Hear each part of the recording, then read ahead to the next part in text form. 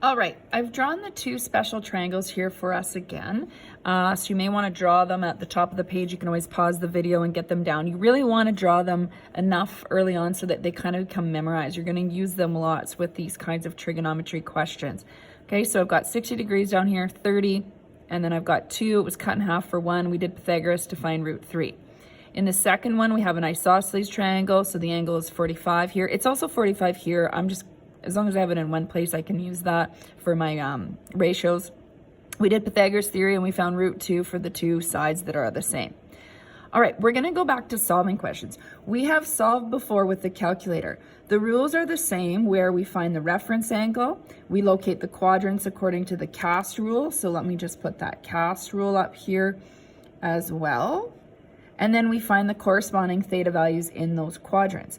So the only thing that's going to be different is you're not going to have a calculator here. So you're not going to put this in. If you had a calculator, you'd get, decimal answers and things like that, but you wouldn't even have a calculator for these questions. So your reference angle is going to be based on your triangles here. So I have to decide which triangle to use. If nothing else, trial and error, but I only see a root 3 on the first triangle. So root 3 over 2, and it's cos is adjacent. So you're thinking a bit backwards here. Root 3 is adjacent to 30 degrees. And then you've got your hypotenuse. So if I had 30 degrees, cos is root 3 over 2.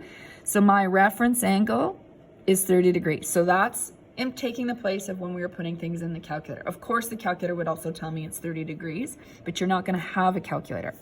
All right, the next part is to determine what quadrants we're working in. This is a positive ratio. The question itself is typed as a positive number. So therefore we have 1 in quadrant 1. Everything's positive, and then cos is positive in quadrant 4. So that's where my answers are.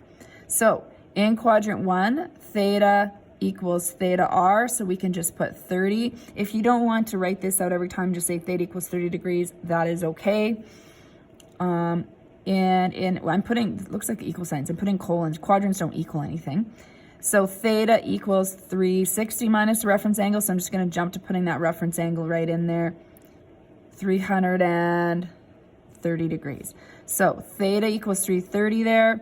Theta also equals 30. I'm just going to put that theta symbol at the end so that you can see that we're clear on what theta is.